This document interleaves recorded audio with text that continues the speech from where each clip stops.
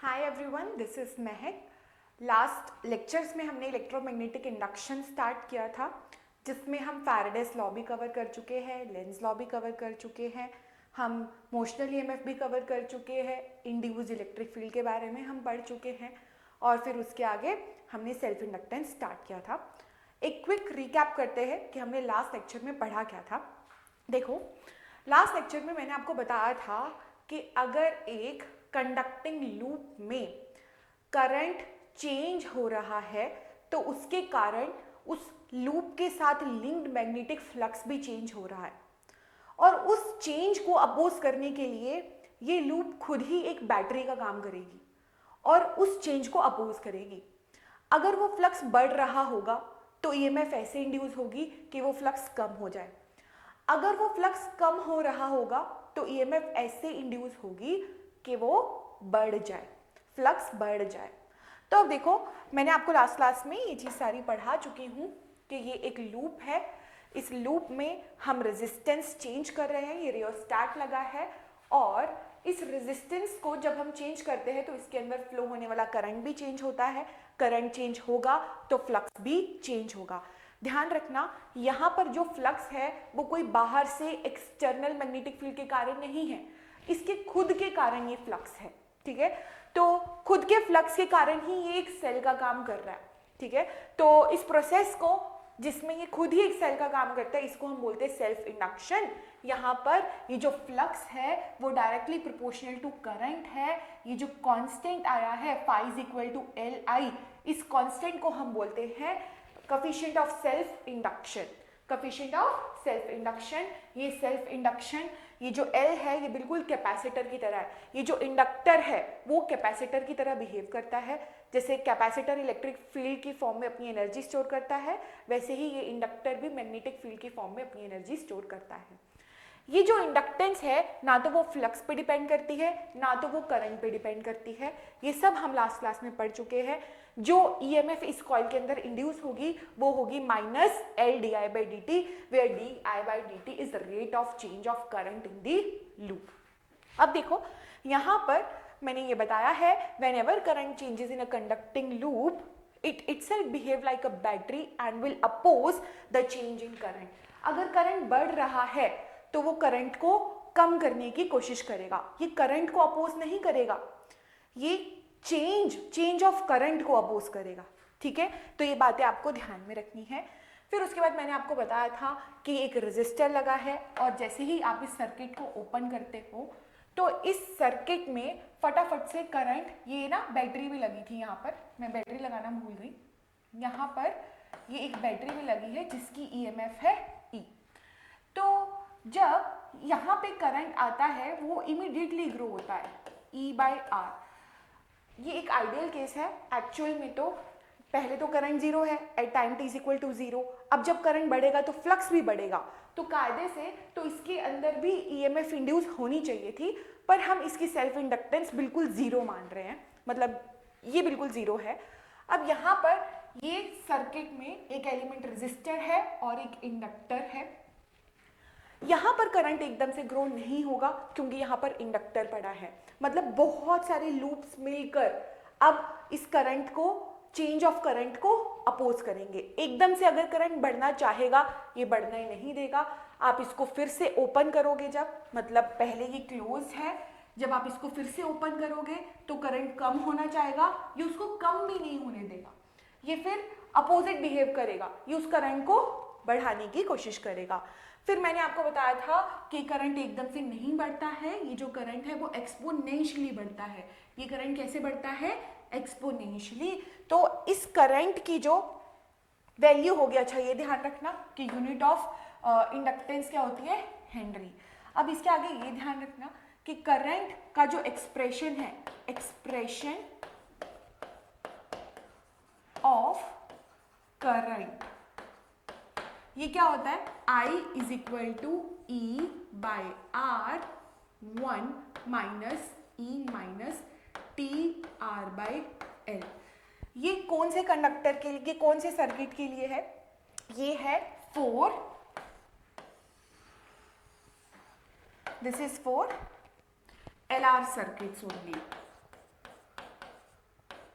जहां पर रेजिस्टर है, जहां पर रेजिस्टर और इंडक्टर का कॉम्बिनेशन है, वहां पर करंट होगा E by R 1 minus E T R by L, where R is resistance, L is inductance and T is the instantaneous time. मतलब आपको जिस भी टाइम पे करंट निकालना है तो this T is instantaneous time. तो ध्यान रखना यहाँ पर T is instantaneous time.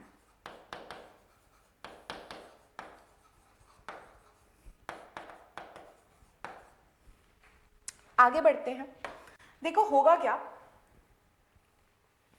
क्या, दोबारा से मैं यहाँ पर एक डायग्राम बना रही हूँ। ये रेजिस्टर है और यहाँ पर की लगी है, इधर ये बैटरी है। ये रेजिस्टर और इंडक्टर का कॉम्बिनेशन है, इधर बैटरी लगी है और इधर एक स्विच बनाया है। इसकी सेल्फ इंडक्टेंस L है और इसका रेजिस्टेंस R है। इस सर्किट और इस सर्किट में फर्क क्या है? पहला फर्क ये है कि जैसे ही आप स्विच को क्लोज करोगे, इसके अंदर करंट इमीडिएटली ग्रो होगा, करंट ग्रोस इमीडिएटली, जबकि यहां पर ऐसा नहीं होगा। करंट विल ग्रो और डीके एक्सपोनेंशियली। ओके, क्लियर है? यहां पर टाइम 0 पे करंट 0 होगा, पर किसी भी जनरल टाइम, अब स्टेडी करंट आ जाएगा तो किसी भी जनरल टाइम पे करंट क्या होगा? At any general time t current होगा E by R, क्योंकि यहाँ पर तो सिर्फ रेजिस्टेंस है, यहाँ पर कोई भी इंडक्टर प्रेजेंट नहीं है। पर अब यहाँ पर तो इंडक्टर प्रेजेंट है। ये इंडक्टर तो जब चेंज होगा करंट को उसको अपोज करेगा। अब सुनो यहाँ पर होगा क्या, इस चीज को बहुत अच्छे से समझना। देखो आप सब ये बात तो मानते हो कि at time t is equal to 0 current 0 होगा। At time t is equal to 0 इस सर्किट के अंदर करंट 0 होगा। क्लियर है? ओके, ठीक है। पर what about di by dt? क्या di by dt भी 0 होगा? This is my question. At time t is equal to 0 मतलब कि जस्ट आपने सर्किट को क्लोज किया है। कभी भी आपके पास क्वेश्चन आए ना कि just after closing the switch, इस बात का मतलब ये है कि बिल्कुल टाइम 0 की वो बात कर रहा है। ठीक है, तो टाइम 0 पे करंट 0 है, क्या rate of change of current भी 0 होगा? तो आंसर है नहीं। ये बिल्कुल उसकी तरह है, इस चीज को समझो, ये बिल्कुल इस केस की तरह है जैसे ये एक कार है और आप इस कार को ओन करके, या फिर एक स्कूटी है, आप एक स्कूटी को ओन करके रेस देते रहो स्टैंड पे खड़ा करके, तो उसकी वेलोसिटी तो 0 होगी, पर क्या चेंज ऑफ वेलोसिटी मतलब कि acceleration, rate of change of velocity, क्या ये 0 होगा? आंसर है no, it is not equal to 0। भाई एक्सेलरेशन तो उसके पास है ना, वेलोसिटी भले ही नहीं है बट एक्सेलरेशन है। तो ऐसा कोई पूछे ना कभी ये क्वेश्चन, क्या at time t is equal to 0 पर क्या वेलोसिटी, ऐसा पॉसिबल है कि वेलोसिटी 0 हो but acceleration not equal to 0 हो? तो ऐसा हो सकता है। सिमिलर केस आप इसमें लोगे, इस सर्किट में टाइम 0 पर करंट 0 है पर di by dt is not equal to 0, this is not equal to 0। अब इसको कैलकुलेट करेंगे हम बाद में, अभी this is not equal to 0। इसका एक्सप्रेशन मैं आपको अलग से बताऊंगी कि क्या होता है, आपको ये ध्यान भी रखना है। ठीक है, फिर उसके बाद आओ, ये तो हो गई at t is equal to 0। अब धीरे धीरे करंट बढ़ रहा है ना, धीरे धीरे एक्सपोनेंशियली बढ़ रहा है। एक टाइम के बाद उसकी वैल्यू कांस्टेंट हो जाएगी, हमें इस ग्राफ में दिख रहा है। ये ग्राफ मैंने आपको बताया था, लास्ट क्लास में बहुत अच्छे से एक्सप्लेन किया था कि एकदम से करंट नहीं बढ़ेगा, वो धीरे धीरे बढ़ेगा, एक टाइम के बाद आके वो कांस्टेंट हो जाएगा। तो जब ये करंट कांस्टेंट हो जाएगा, इस स्टेट को हम बोलते हैं स्टेडी स्टेट, इसको हम बोलते हैं स्टेडी स्टेट। अब देखो यहाँ पर स्टेडी स्टेट पे क्या होगा, ये एक एक्सप्रेशन यहाँ पर ये ऐसे था at t is equal to 0। अब स्टेडी स्टेट पे हम पढ़ते हैं रेजिस्टर, ये वाले सर्किट की तो बात हमने बहुत बार कर रखी है, कोई दिक्कत नहीं है। यहां पर हम चलते हैं एट स्टेडी स्टेट क्या होगा, एट स्टेडी स्टेट।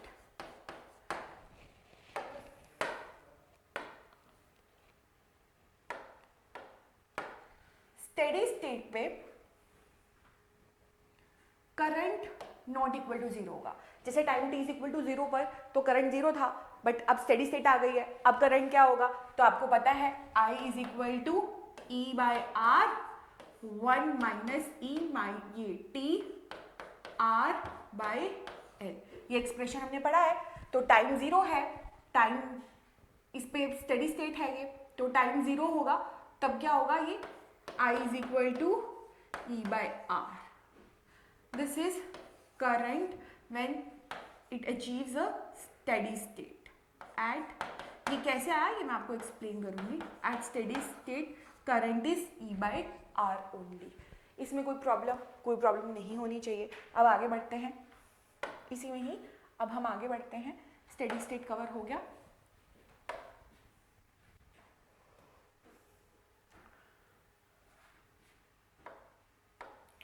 तो ये चीज़ ध्यान रखना। अब देखो D I by D T कैसे कैलकुलेट करेंगे, तो यहाँ पर मैं लिख रही हूँ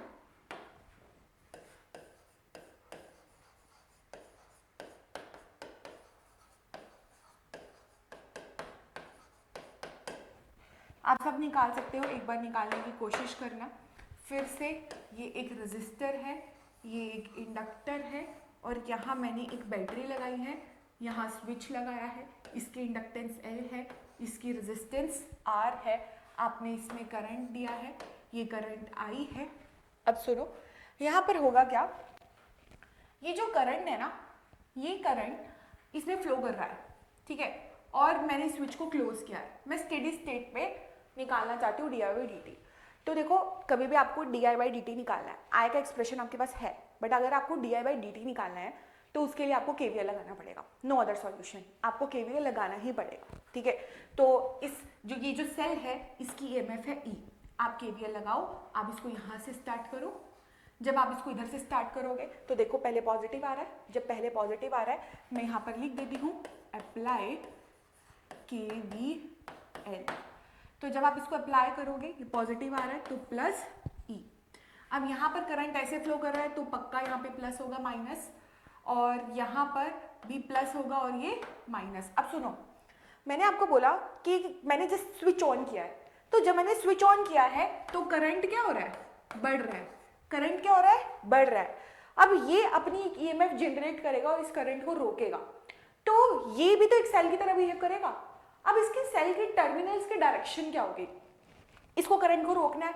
अगर इस सर्किट का करंट इधर जा रहा है तो अपना करंट ही इधर भेजेगा ना, उसके अपोजिट डायरेक्शन में, तो ये किसकी तरह बिहेव करेगा, इसमें जो डायरेक्शन आएगी वो यही तो आएगी, ये तो ऐसे बिहेव करेगा। यहीं पर अगर मैं इस सर्किट को ओपन कर रही होती तो करंट कम होता, अब ये कम होते हुए करंट को बढ़ाएगा तो वहां पर पॉजिटिव आएगा और इधर क्या आएगा, नेगेटिव। इन छोटी छोटी चीजों का आपको ध्यान रखना है, ठीक है। तो अब यहाँ पर इसीलिए मैंने यहाँ प्लस लिखा है और यहाँ माइनस लिखा है, डायरेक्शन में कोई प्रॉब्लम नहीं होनी चाहिए। तो केवीएल ऐसे ही अप्लाई करेंगे। अब सुनो प्लस ई तो आपने अप्लाई कर दिया, ओके ठीक है। अब जब टाइम जीरो है, जब टाइम जीरो है तो इसके अंदर तो करंट ही नहीं फ्लो हो रहा, और जब करंट ही नहीं फ्लो हो रहा तो इसके अक्रॉस पोटेंशियल ड्रॉप भी नहीं होगा, पोटेंशियल ड्रॉप भी जीरो के इक्वल होगा। तो इस केस में यहाँ पर तो पोटेंशियल ड्रॉप मैं सीधा -0 कर रही हूँ, साइन लगा के -0 कर देती हूँ। यहाँ पर आपको पता है कि ईएमएफ कितनी होगी, ये अपनी ईएमएफ कितनी बनाएगा, L di by D T, L di by D T, ये अपनी एक ईएमएफ बनाएगा। तो क्योंकि यहाँ पर अब बात देखो, हम हमेशा केवीएल जब लगाते हैं एक लोग को ध्यान रखो कि हम माइनस साइन ही पहले लेते हैं, ठीक है, मतलब जो साइन बाद में होता है वो पहले लेते हैं। जैसे इधर चले थे तो प्लस बाद में है तो प्लस लिया, प्लस ई, इधर माइनस है तो -0, अब बाद में इधर क्या है माइनस, तो इधर क्या लेंगे -L di by D T is equal to 0, KVL लगाया। अब E इज इक्वल टू क्या आया, L di/dt। जब E is equal to L di/dt आया, ये L ऐसे है, तो यहाँ पर di/dt की वैल्यू क्या आई, di/dt की वैल्यू आई E/L। आपको ये फॉर्मूला ध्यान रखना है, this is very very important formula. और ये तभी लगेगा एट, यहां पर लिख लो at t is equal to 0। तो at t is equal to 0 RL circuit में करंट इज 0, पर di/dt is not equal to 0, di/dt is equal to E/L। At steady state current is E/R। अब steady state में आ गया, current is E/R, but di/dt is not equal to 0। अब di/dt is not equal to 0 और 0, ये आप मुझे इसका आंसर दो कि स्टेडी स्टेट पे क्या होगा। ठीक है, तो कभी भी आपको di/dt कैलकुलेट करना है तो अप्लाई KVL। स्टेडी स्टेट पे कायदे से di/dt क्या होना चाहिए, 0, क्योंकि अब तो करंट चेंज हो ही नहीं रहा है। ठीक है, तो आपको इन फैक्टर्स को ध्यान रखना। मैंने शायद पहले अपोजिट बोल दिया था कि di/dt is not equal to 0 at steady state, but at steady state di/dt is equal to 0, क्योंकि अब करंट चेंज हो ही नहीं रहा है। तो कभी भी आपको क्वेश्चन में वर्डिंग आए ना कि हमने स्विच को बहुत देर तक क्लोज किया है, बहुत देर तक, इसका मतलब वो अपनी स्टेडी स्टेट में आ गया है। और कभी आपको बोले कि मैंने अभी सर्किट जस्ट ओपन किया है, तो इसका मतलब क्लोज किया है, तो इसका मतलब time t is equal to क्या है, 0। तो आपको वही फॉर्मूलाज ध्यान में रखनी है। एक बार फिर से रिवीजन करते हैं, ध्यान रखना। देखो यहाँ पर इस सर्किट में जब टाइम 0 है तो करंट 0 है, but di/dt is not equal to 0। ये बिल्कुल वैसा एक्सप्रेशन है जैसे वेलोसिटी और एक्सेलरेशन होते हैं। वेलोसिटी 0 हो सकती है और एक्सेलरेशन नॉट इक्वल टू 0 हो सकती है। सिमिलरली यहाँ पर di बहुत स्मॉल चेंज है करंट में, तो भाई चाहे करंट 0 है बट बहुत स्मॉल टाइम की बात करें तो बढ़ेगा तो सही ना, कुछ टाइम। देखो dt is not equal to 0, तो उस dt टाइम में कुछ करंट तो बढ़ेगा ना, तो di/dt is not equal to 0। ठीक है, फिर उसके बाद आगे बढ़ते हैं। अब at steady state current is equal to E/R minus this, तो I is equal to E/R at steady state, di/dt is equal to 0 at steady state. अब सुनो, यहाँ पर आगे बढ़ते हैं। फिर मैंने आपको बोला कि di/dt कैसे कैलकुलेट करें at time t is equal to 0। हमने सिंपल KVL लगाया। KVL लगाने का रूल आपको पता है, बाद वाले साइन को प्लस लो, मतलब बाद वाले साइन को हमेशा देखो और वही अप्लाई करो। तो हमने यहाँ पर पुट कर दिया, तो di/dt is equal to E/L। अब आपको कोई क्वेश्चन आ जाए, मान लो ये क्वेश्चन आ जाए,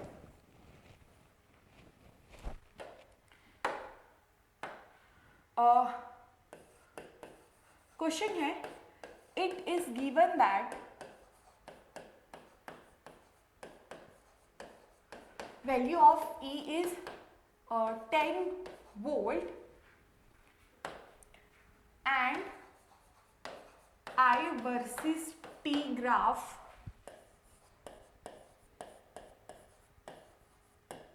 is shown in figure. Calculate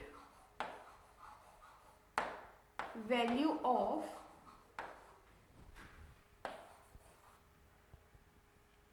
di/dt, no,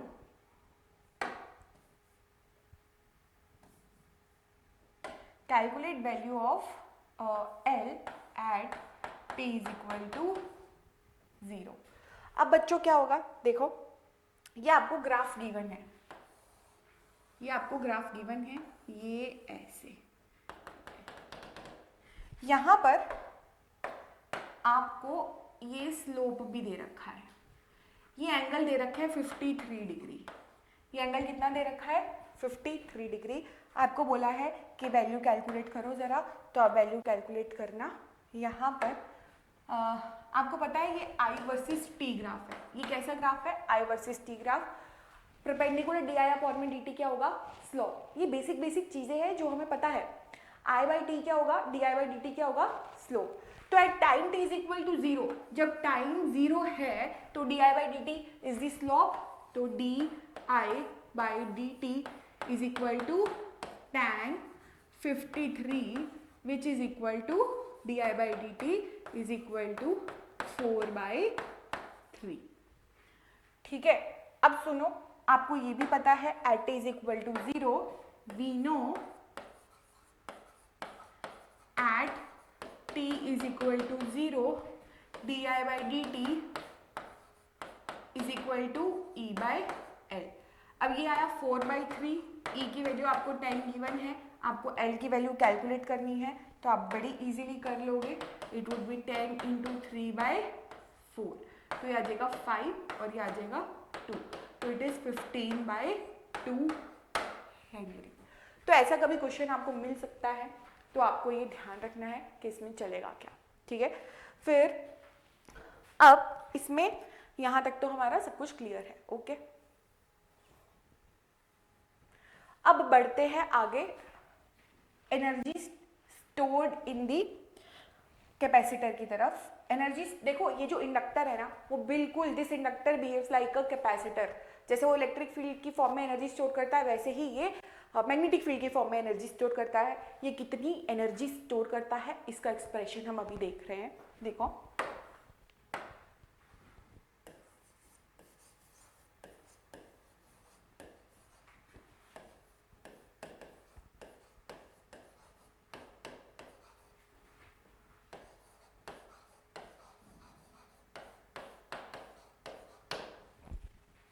again फिर से मैंने एक आरएल सर्किट बनाया,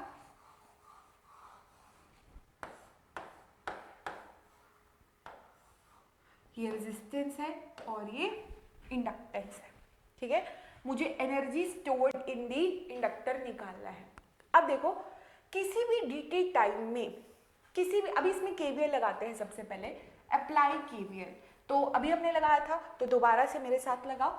देखो, यहाँ पर माइनस है, प्लस, ऐसे चले इधर तो प्लस पहले दिखा तो इसीलिए प्लस ई, ठीक है। अब सुनो, ये किसी भी जनरल टाइम पे है। अब इसके अक्रॉस जो पोटेंशियल ड्रॉप है वो जीरो के इक्वल नहीं होगा, क्योंकि अब सर्किट में करंट है। तो यहाँ पर plus E minus I R minus L D I by D T, क्योंकि करंट बढ़ रहा है, ये मैं मान रही हूँ कि करंट बढ़ रहा है, तो ये कैसे बिहेव करेगा, ऐसे, ये अपना करंट अपोजिट डायरेक्शन में देगा। तो it is equal to 0।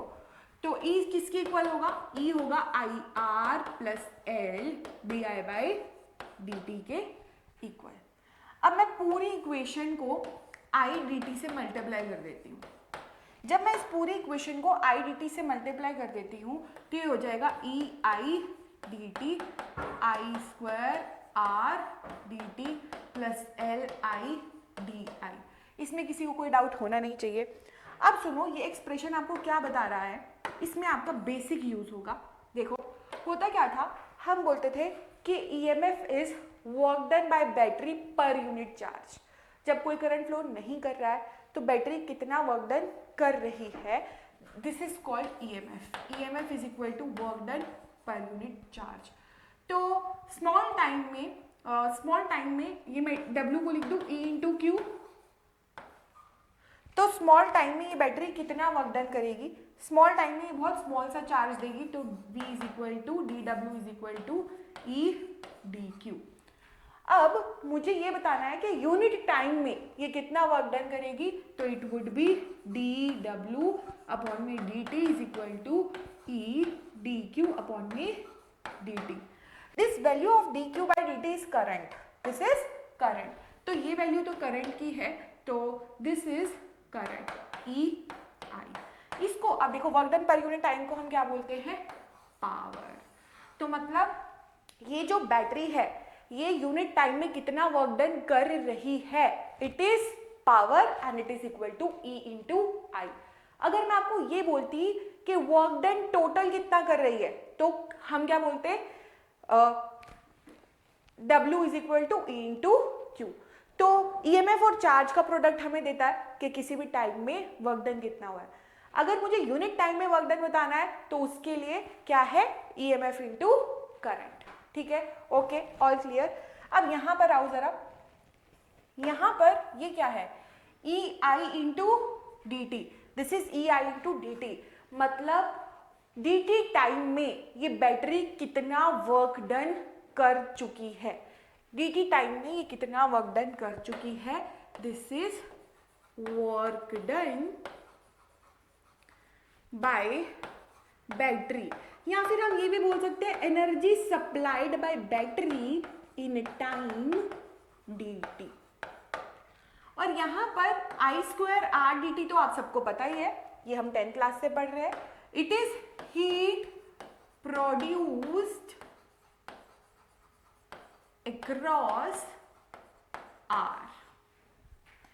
And what about LIDI, ये है एनर्जी स्टोर्ड। अब देखो यहां पर ध्यान रखना, this is not the total energy stored in the inductor. ये वो एनर्जी है जो dt टाइम में बैटरी ने सप्लाई की थी, उसमें से कुछ एनर्जी हीट में चली गई तो कुछ एनर्जी इसमें आ गई। जो कुछ देखो इसके अंदर हो सकता है कि पहले से ये एनर्जी हो, तो अब कितनी उसके अंदर ऐड हो गई, ये वो एनर्जी है, ये वो एनर्जी है। ठीक है, तो this is change in energy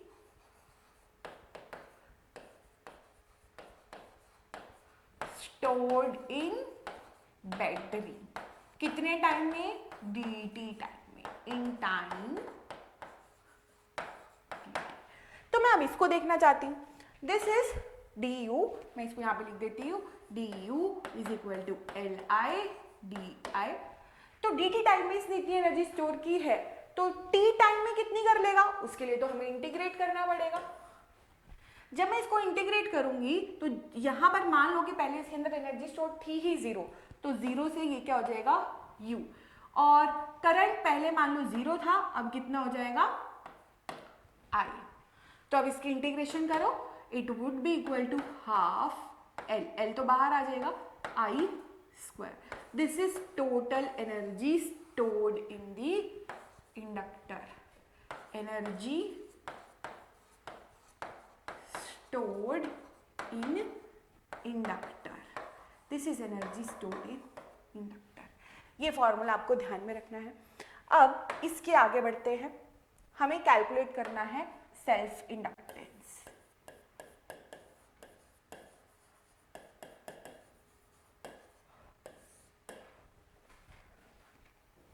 तो आई थिंक सेल्फ इंडक्टेंस के बारे में हमें थोड़ा थोड़ा आइडिया होगा। दिस इज, ये एक सोलेनॉइड है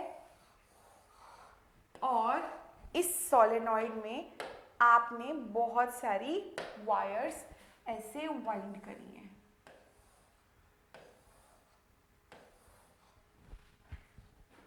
ठीक है, और इसके अंदर करंट कितना फ्लो हो रहा है, I करंट। ठीक है, तो अब सुनो, इसमें हमें सेल्फ इंडक्टेंस कैलकुलेट करनी है, और सेल्फ इंडक्टेंस कैलकुलेट करने का तरीका हमें पता है। हमें पता है कि हम इसके अंदर EMF निकाल लेते हैं। देखो, जब इस इंडक्टर की कॉइल, मतलब जब इस सोलेनॉइड में करंट फ्लो होगा, तो हमें पता है इसके अंदर मैग्नेटिक फील्ड आएगी, और वो मैग्नेटिक फील्ड कितनी आएगी, it will be equal to B is equal to mu naught N I. This will be equal to B mu naught N I, और ये यूनिफॉर्म है। दिस मैग्नेटिक फील्ड इज, मैं यहां पे लिख देती हूं, magnetic field produced due to current in solenoid is uniform, मतलब हर एक जगह वो सेम है। तो मैं ये बात बोल सकती हूँ कि ये बहुत सारे टर्न से मिलकर बना है, ऐसे एक एक, जैसे ये है, ऐसे बहुत सारे टर्न्स हैं, एक ऐसे है, फिर इसके आगे एक ऐसे है, ऐसे है, ऐसे है ना। तो एक के साथ मैग्नेटिक फील्ड उतनी होगी म्यू नॉट एन आई, क्योंकि ये मैग्नेटिक फील्ड यूनिफॉर्म है, तो हर एक के साथ म्यू नॉट एन आई ही होगी। ठीक है, तो इसके साथ लिंक्ड फ्लक्स कितना होगा, फ्लक्स आपको पता है, flux is equal to B A, linked with one coil, linked with one coil. एक कॉइल के साथ फ्लक्स लिंक्ड कितना होगा, B A, magnetic field mu naught N I. एक जो कॉइल है इसका करंट कितना हो, इसका एरिया कितना होगा, it will be pi R square, pi R square. तो अब एक टर्न के साथ इतना फ्लक्स लिंक्ड है, तो मुझे n टर्न्स के साथ, मान लो इसके अंदर टोटल नंबर ऑफ टर्न्स है कैपिटल N, तो उसके साथ कितना फ्लक्स लिंक्ड होगा, तो it would be mu naught N I pi R square into N into L. अब यहाँ पर जब आप आओगे तो आपको पता है this is equal to mu naught N square I pi R square N. अब आपको ये भी पता है from definition flux is equal to L I. इन दोनों को इक्वेशन नंबर 1 लिख लो, इसको इक्वेशन नंबर 2 लिख लो। जब आप इसे कंपेयर करोगे, कंपेयरिंग 1 and 2, जब आप इसे कंपेयर करोगे तो आई से आई क्या हो जाएगा, कैंसिल। मैं ऐसे ही लिख दे रही हूं। अब इन दोनों को कंपेयर करो तो एल किसके इक्वल होगा, mu naught N square pi R square L. This is self inductance of a solenoid. This is self inductance of a solenoid जिसमें पाई आर स्क्वायर एल तो वॉल्यूम ही है, दिस इज वॉल्यूम, तो L mu naught N square into volume. आगे से आपसे किसी ने पूछा what is the self inductance of a solenoid, तो it is equal to mu naught N square into its volume. अब मुझे मान लो निकालनी है, मैंने थोड़ा सा जल्दी में बेकार हैंड राइटिंग लिखी है, बट कोई ना, यू विल एडजस्ट। तो mu naught N square into volume. अब देखो, अगर मुझे बोले self inductance per unit volume तो मैं वॉल्यूम से डिवाइड कर दूंगी, क्लियर है। तो अब चलो, अब एनर्जी डेंसिटी पे चलते हैं। एनर्जी डेंसिटी क्या होगी इनसाइड सोलेनॉइड। देखो ये जो एक्सप्रेशन है ना, मैं निकाल चाहे सोलेनॉइड से रही हूँ, but this expression is valid in general. मतलब हर जगह पे जहाँ पर भी मैग्नेटिक फील्ड है, वहाँ जहाँ पे इंडक्टर है, मैग्नेटिक फील्ड है, वहाँ सब के लिए ये फॉर्मूला वैलिड होगा। अब सुनो, आपने पढ़ा है total energy link with the half L I square होगी, ठीक है। तो एनर्जी पर यूनिट वॉल्यूम क्या होगी, U बाय एल। अब आपको पता है हाफ एल। अब ये फॉर्मूला तो आपने पढ़ा है ना अभी, mu naught N square into volume, और ये हो जाएगा करंट आई स्क्वायर। अब एनर्जी पर यूनिट वॉल्यूम निकाल रहे हैं तो वॉल्यूम से ही डिवाइड कर देंगे टोटल एनर्जी को, ये वॉल्यूम से वॉल्यूम कैंसिल हो जाएगा, तो ये हो जाएगा half mu naught N square I square. अब ये ना कुछ एक्सप्रेशन देखा लग रहा है। B इज इक्वल टू क्या होता था, B is equal to mu naught N I होता था। This is magnetic field inside the solenoid, तो B स्क्वायर क्या होगा, B स्क्वायर होगा mu naught square N square I square. तो फिर तो अगर मैं इसको एक्सप्रेशन को म्यू नॉट से डिवाइड करूँ, म्यू नॉट से मल्टीप्लाई कर दूँ, तो ये तो आ जाएगा हाफ B स्क्वायर अपॉन में mu naught. This is total energy density in the inductor. तो आई थिंक आपको क्लियर होगा, और ये जो फॉर्मूला है it is valid in general. ध्यान रखना, this formula is valid in general. तो आज की क्लास के लिए इतना I think was more than sufficient. अब आगे हम पढ़ेंगे, आप एक बार इसको रिवाइज कर लीजिएगा, मैं यहाँ पर ऐसे दिखा रही हूँ, ठीक है। तो ये सारा रिवाइज जो हमने आज पढ़ा है, ये इतना कवर कर चुके हैं।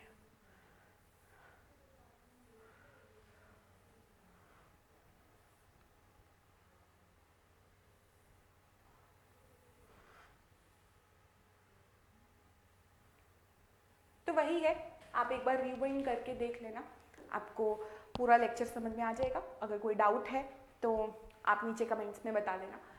तो आज के लिए इतना इनफ है, आगे हम म्यूचुअल इंडक्शन के साथ ही कंटिन्यू करेंगे। Thank you.